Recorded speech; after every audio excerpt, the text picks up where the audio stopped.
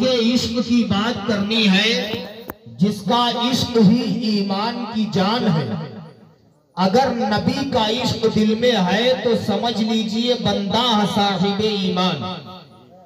अगर नबी का इश्क दिल में नहीं है वो लाख कलमा पढ़े मुसलमान नहीं है। हजरात, मुझसे पेशकर आपने हजरत अल्लामा मौलाना अब्दुल नबी साहब क़िबला का नूरानी खिताब सुना, ना तो मनक़बत आपने सुनी, थोड़ी देर मुझे भी सुनिए। आक़ाए करीम सल्लल्लाहु ताला अलैहि वसल्लम 40 साला जिंदगी अगर आप सरकार की देखेंगे, 40 साला जिंदगी में अपने तो अपने बेगाने भी कहते थे मोहम्मद झूठ नहीं बोलते हैं। 40 साल के बाद आक़ाए करीम सल्लल्लाहु अलैहि वसल्लम ने नबुव्वत और रिसालत का ऐलान किया। अना मोहम्मदुर रसूलुल्लाह का ऐलान करना था। कुफारा ने मक्का आपस में चेनी गोइयां शुरू कर देते हैं कि देखो 40 साल तक मोहम्मद खामोश रहे, 40 साल के बाद नबुव्वत और रिसालत का ऐलान किया है। क्या इस बात को माना जा सकता है? क्या इस बात को तस्लीम किया जा सकता है? घर घर में इख्तिलाफ, बाप बेटे में इख्तिलाफ, भाई भाई में इख्तिलाफ, पड़ोसी पड़ोसी में इख्तिलाफ, इस बुनियाद पर कि आक़ाए करीम ने नबुव्वत और रिसालत का ऐलान किया है, अना मोहम्मदुर रसूलुल्लाह का ऐलान किया है, घर घर में इख्तिलाफ हो गया है। हज़रत बिलाल हबशी जिन्होंने अभी इस्लाम कबूल नहीं किया है, जिन्होंने अभी कलमा नहीं पढ़ा है, बिलाल हबशी का रास्ते से गुजर हुआ, कुफारा ने मक्का ने देखा, बिलाल हबशी को बुलाया। बुलाने के बाद कुफारा ने मक्का ने कहा था, बिलाल क्या तुमने कुछ सुना है? बिलाल हबशी ने कहा था, कुछ नहीं, कहो कहना क्या चाहते हो? कुफारा ने मक्का ने कहा था, बिलाल 40 साल तक मोहम्मद खामोश रहे, 40 साल के बाद नबुव्वत और रिसालत का ऐलान किया है, क्या इस बात को माना जा सकता है? क्या इस बात को तस्लीम किया जा सकता है? हजरत बिलाल हबशी ने कहा था, ऐ कुफारा ने मक्का सुनो, बात मानने के काबिल तो नहीं है, बात तस्लीम करने के काबिल तो नहीं है, अलबत्ता अगर मोहम्मद ने कहा है तो वो झूठ नहीं बोल सकते हैं। अगर मोहम्मद ने कहा है तो वो झूठ नहीं बोल सकते हैं। कुफारा ने मक्का ने कहा था, बिलाल तुमने ये कैसे कह दिया है, वो झूठ नहीं बोल सकते हैं। उस वक्त हजरत बिलाल हबशी ने कहा था, ऐ कुफारा ने मक्का ये बताओ, क्या तुमने मोहम्मद की 40 साला जिंदगी को नहीं देखा है? क्या तुमने मोहम्मद की 40 साला हिस्ट्री को देखा नहीं है? कुफारा ने मक्का ने कहा था, बिलाल कहो तुम कहना क्या चाहते हो? बिलाल हबशी ने कहा था, ऐ कुफारा ने मक्का ये बताओ, क्या 40 साला जिंदगी में मोहम्मद झूठ बोले हैं? क्या 40 साला जिंदगी में मोहम्मद ने किसी की अमानत में खयानत की है? तो उस वक्त कुफारा ने मक्का ने कहा था, बिलाल तुम सच कहते हो, 40 साला जिंदगी में मोहम्मद झूठ नहीं बोले हैं, 40 साला जिंदगी में मोहम्मद ने किसी की अमानत में खयानत नहीं की है। तब उस वक्त बिलाल हबशी ने कहा था, ऐ कुफारा ने मक्का सुनो, जो 40 साला जिंदगी में झूठ ना बोला हो, जो 40 साला जिंदगी में किसी की अमानत में खयानत ना किया हो, अगर वो 40 साल के बाद नबुव्वत और रिसालत का ऐलान कर रहा है तो हमें मान लेना चाहिए, वो 40 साल के बाद भी झूठ नहीं बोल सकता है। जरा प्यार से कह दे सुभान अल्लाह, और मोहब्बत से कह दे सुभान अल्लाह। बिलाल हबशी ने कहा था, जो 40 साला जिंदगी में झूठ ना बोला हो, वो 40 साल के बाद भी झूठ नहीं बोल सकता है।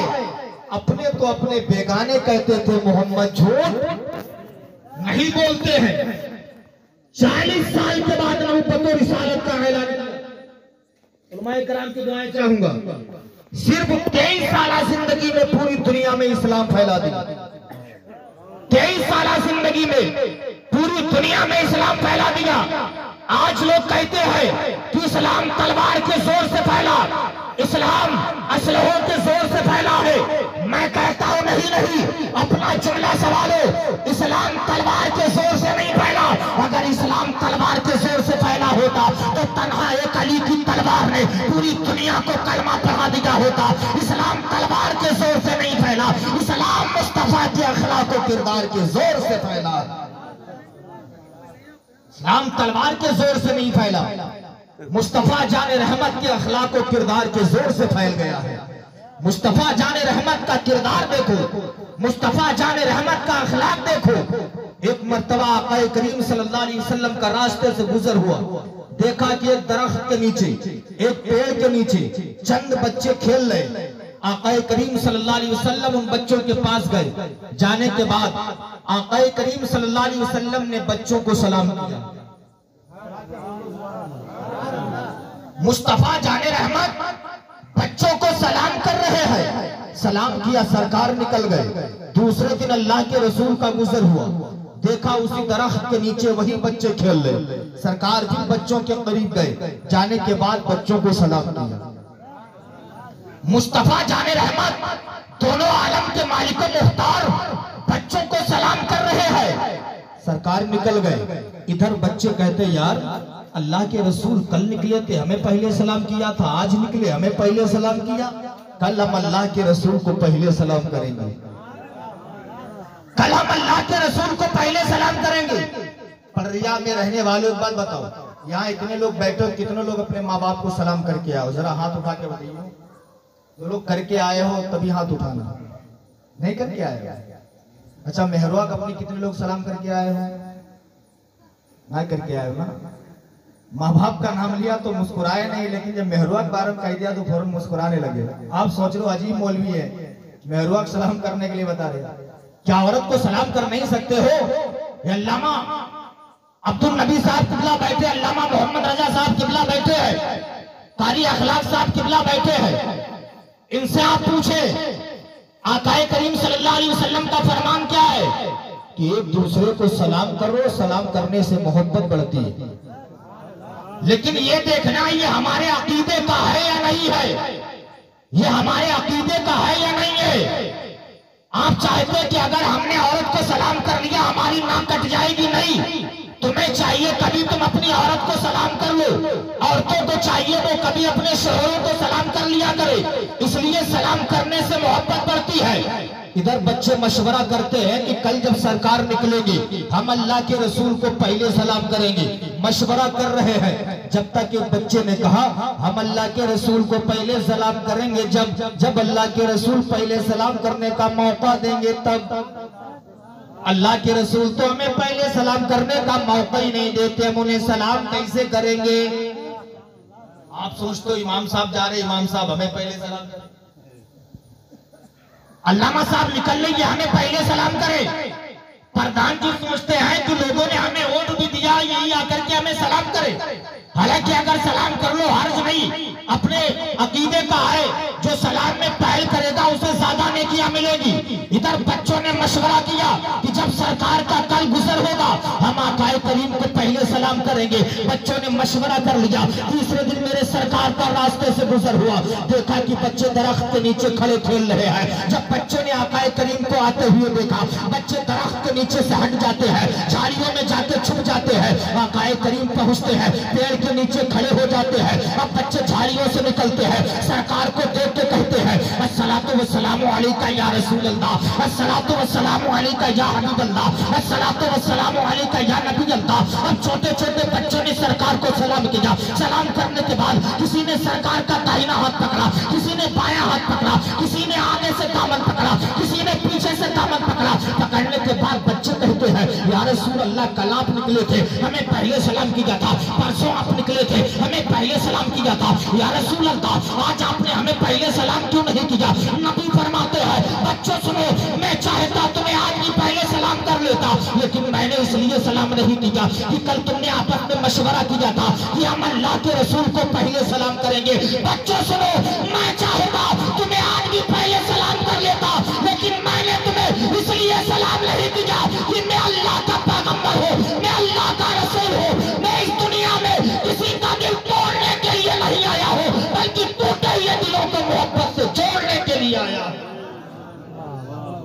बेशक सुभान अल्लाह।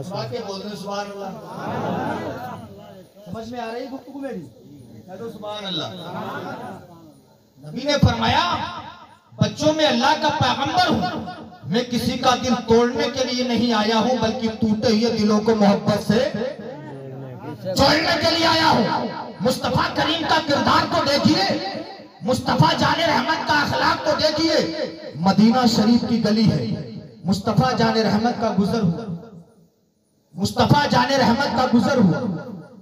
चंद बच्चे खेल रहे, आकाए करीम जब निकलते थे तो बच्चे सरकार को देख करके सरकार के करीब आ जाते थे, कुछ ना कुछ आकाए करीम से मांग लिया करते थे। आकाए करीम उन बच्चों को इनायत कर दिया करते थे।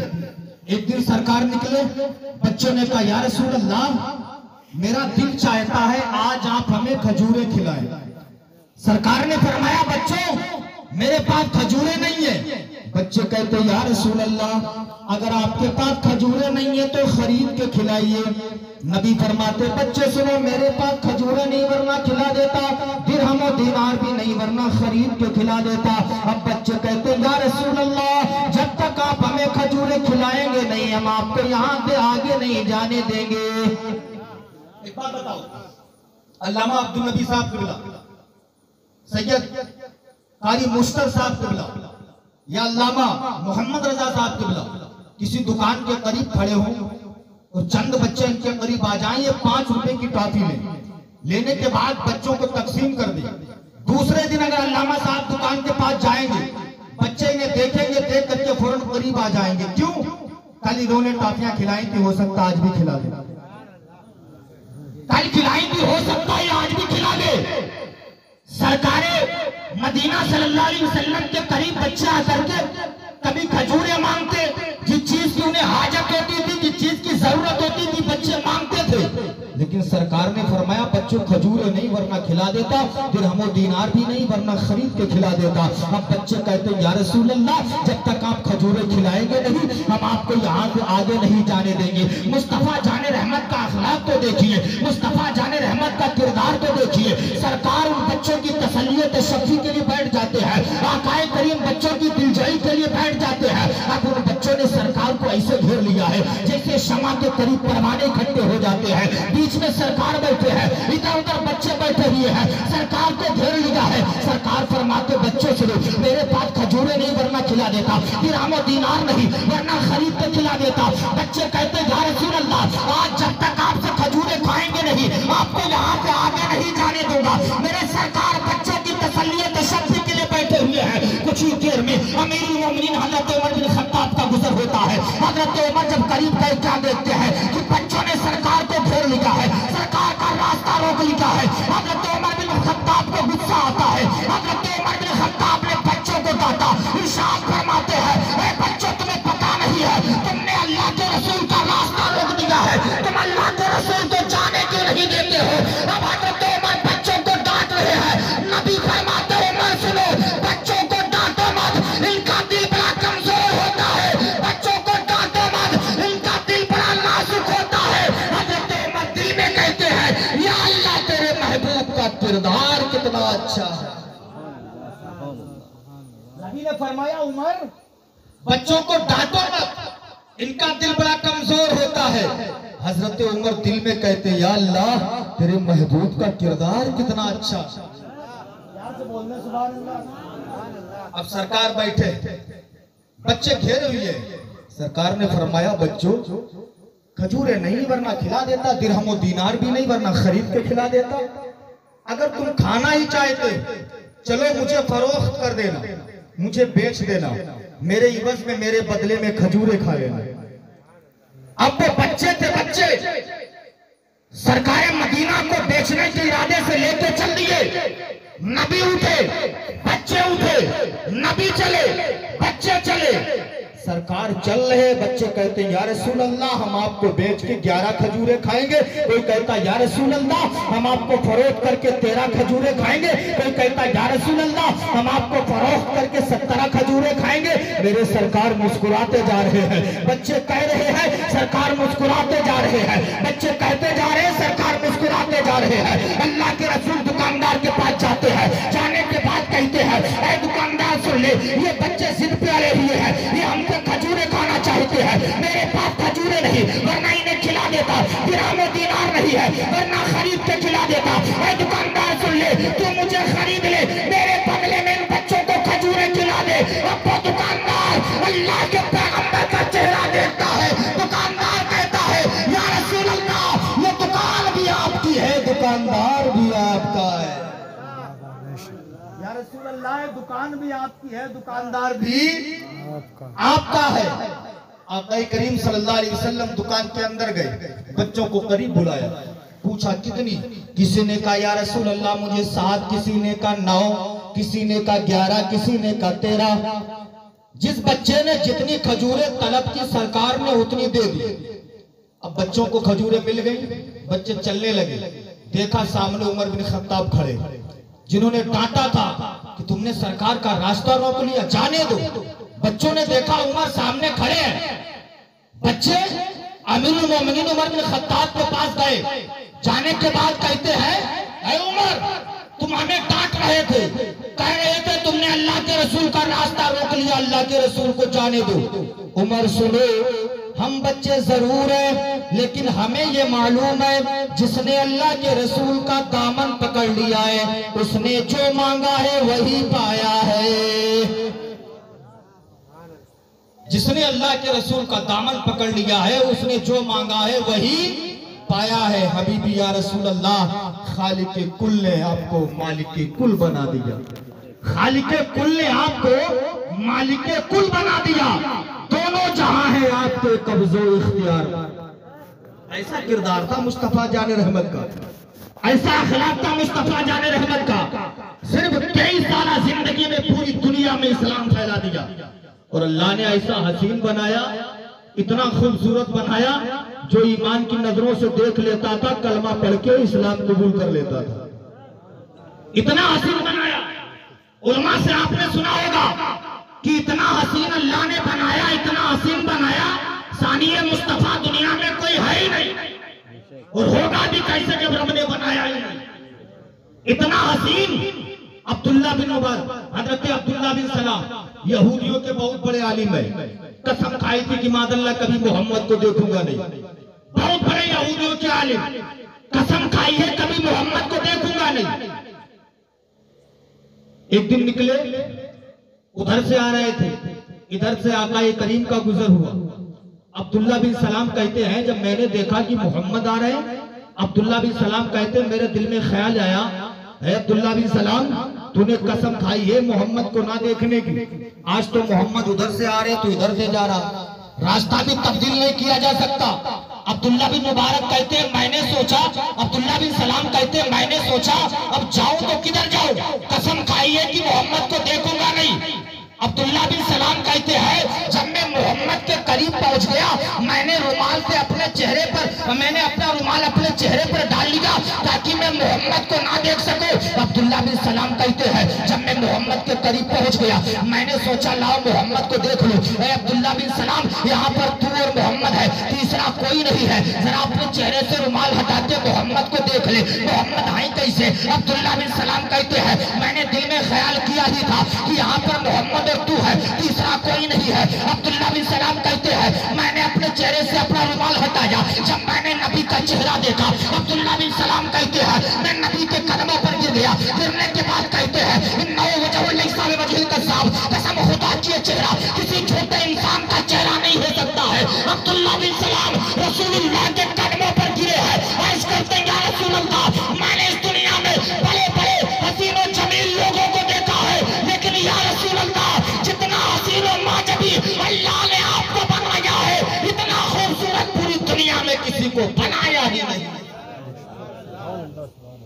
इतना खूबसूरत अल्लाह ने किसी को बनाया ही नहीं।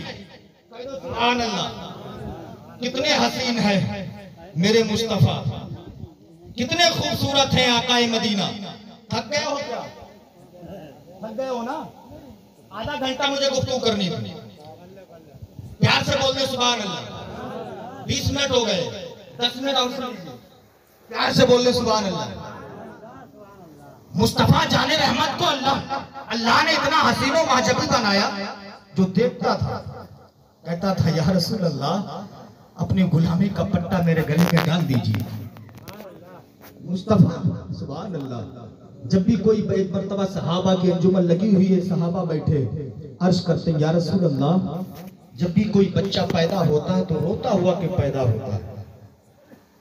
आकाए मदीना इरशाद फरमाते हैं मेरे सहाबा सुनो, हर बच्चे के साथ एक हमजाद पैदा होता है।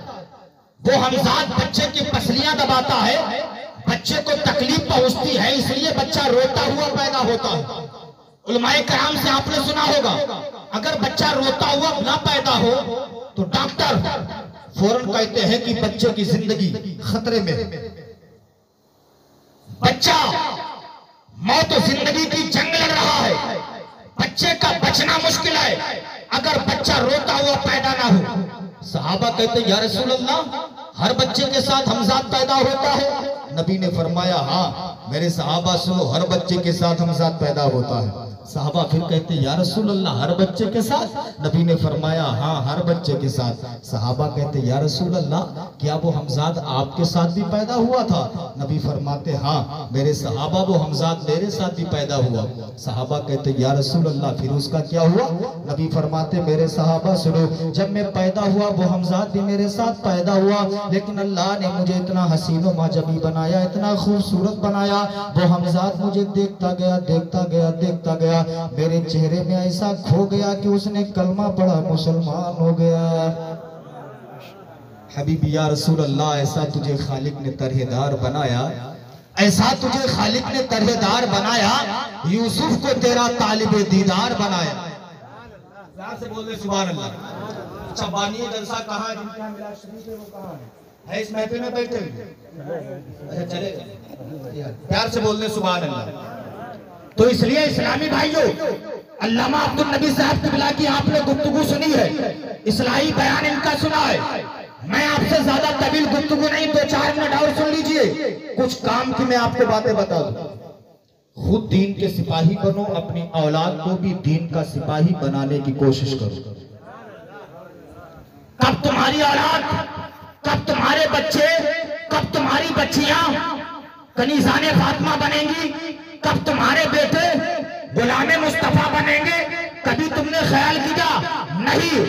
जब हम खुद नमाजों से दूर हैं तो बच्चे कैसे नमाज पढ़ेंगे? घर में जब माएं नमाज नहीं पढ़ेंगी तो बेटियां कहां से नमाज पढ़ेंगी? जरा सोचिए इस्लामी भाइयों, हमारे असलाफ की वो माएं थी जिनके शिकम से जो बच्चे पैदा होते थे, अगर वली नहीं तो गुलामे वली जरूर पैदा होते थे। लेकिन आज माजरत के साथ आज करता हुआ आज वली पैदा होना दूर की बात है, गुंडे पैदा हो रहे, गुंडे लफंगे। बुरा मत मानिएगा। क्यों? पहले की माए अगर हमल से होती थी तो कुरान पाक की तिलावत करती थी, नमाज पढ़ा करती थी, उनके शिकम से जो बच्चे पैदा होते थे अल्लाह के वली बनते थे। और आज की माए अगर हमल से है, दिन भर मोबाइल की स्क्रीन पर फिल्में देखना, ड्रामे देखना, फौश बातों को सुनना, बताइए इसका असर बच्चे पर पड़ेगा या नहीं पड़ेगा? मेरे पास एक किताब है, मैंने किताब को पढ़ा है, जिस किताब का नाम है फलों से इलाज। उस किताब में लिखा है कि अगर बच्चा, औरत हमल से हो, उम्मीद से हो, अगर औरत को अनार खिलाओगे बच्चा खूबसूरत पैदा होगा, बादाम खिलाओगे बच्चा सेहतमंद पैदा होगा, अखरोट खिलाओगे बच्चा सहीम पैदा होगा, सेब खिलाओगे बच्चा सेहत तंदुरुस्त पैदा होगा। अब आप अपने सीने पे हाथ रखिए, इस्लाम की मुकद्दस शहजादी तुम भी सुन लीजिए। अगर आपकी बीबी, अगर औरत हालत हमल में हो, उम्मीद से हो, अनार खाए उसका असर बच्चे पर पड़े, बादाम खाए उसका असर बच्चे पर पड़े, अखरोट खाए उसका असर बच्चे पर पड़े, सेब खाए उसका असर बच्चे पर पड़े, अगर औरत उम्मीद से हो, हमल से हो, अगर कुरान की तिलावत करेगी, नमाजों की पाबंद होगी, तो क्या इसका असर बच्चे पर नहीं पड़ेगा? अगर माँ हालत हमल से हो, नमाज पढ़े तो बच्चे पर असर होगा, कुरान पढ़े तो बच्चे पर असर होगा, अगर नेक काम करेगी तो इसका भी असर बच्चे पर पड़ेगा। इसलिए इस्लाम की मुकद्दस शहजादियों, मैं तुमसे हाथ जोड़ के गुजारिश करके जा रहा हूँ कि अपनी औलाद को कनी से, अपने बच्चों को गुलाम मुस्तफा बना दो, अपनी बेटियों को कनी से फातिमा बना दो। इसलिए कि जब माँ नेक होती है तो उनकी औलादें भी नेक होती है। जब माँ नेक होती है बेटा हाफिज़ कुरान होता है। जब माँ नेक होती है बेटा आलिम दीन होता है। माँ नेक होती है बेटा मुफ्ती होता है। माँ नेक होती है बेटा मुहद्दिस होता है। माँ नेक होती है बेटा मुफक्किर होता है। माँ नेक होती है बेटा शेखुल हदीस होता है। तो मुझे कह लेने दिया जाए, जब माँ नेक होती है बेटा नेकों का इमाम होता है। माँ आबिदा होती है बेटा आबिदों का इमाम होता है। माँ जाहिदा होती है बेटा जाहिदों का इमाम होता है। माँ साजिदा होती है बेटा साजिदों का इमाम होता है। तो मुझे कह लेने दिया जाए, जब माँ फातिमा होती है तो बेटा हुसैन आजम बनता है। जब माँ उम्मुल खैर होती है तो बेटा गौसे आजम बनता है।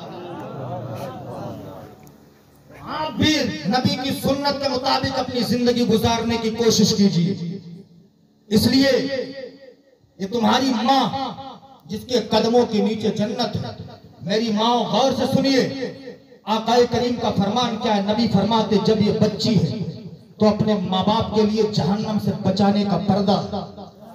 नबी फरमाते जब इसकी शादी हो जाती है तो अपने शोहर के लिए बख्शिश का जरिया बन जाती है। नबी फरमाते हैं जब ये माँ बन जाती है तो अपनी औलाद के लिए बख्शिश का जरिया बन जाती है।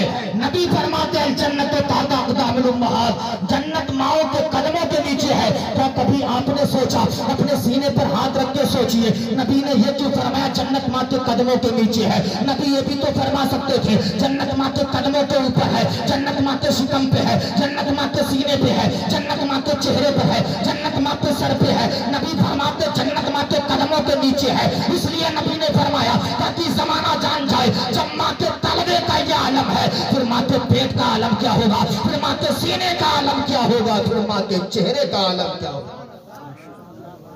तो इसलिए इस्लामी भाइयों, आप भी गुलाम मुस्तफा बनने की कोशिश कीजिए।